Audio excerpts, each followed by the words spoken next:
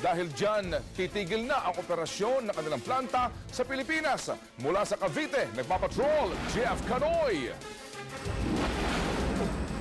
Ted, matapos nga ang 35 taon na operasyon dito sa Pilipinas ay tuluyan na ngang magsasara ang planta ng Intel Philippines dito sa Cavite at halos 2,000 tao ang mawawalan ng trabaho.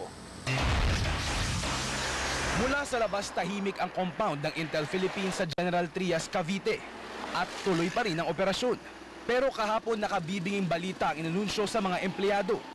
Tigil operasyon na sila ngayong taon at halos lahat sa kanila ay tanggal na sa serbisyo. Sapul daw kasi ang Intel sa pagbagsak ng ekonomiya ng Amerika.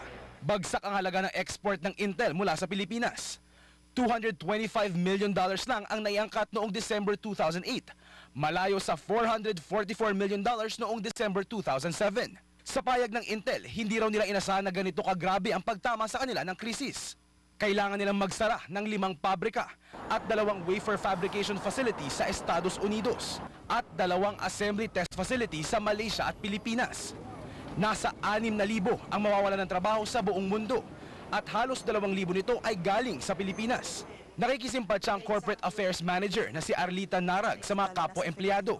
Lalo't hindi rin siya sigurado kung kasama siya sa masisibak. It was announced yesterday to our employees here. Of course, it was met with general sadness because Intel has been in the country for a long time.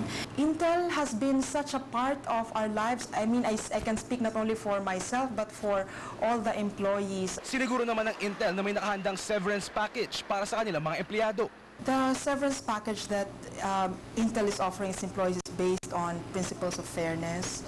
Intel wants to take care of its employees in this very difficult time. It is based on length of service with the company.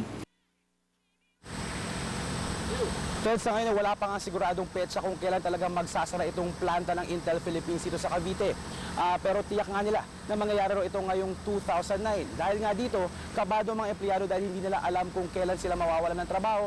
Pero gayon din ay siniguro sila ng Intel Philippines na aasistahan sila at bibigyan ng tulong ngayong transition period. Ted? Salamat.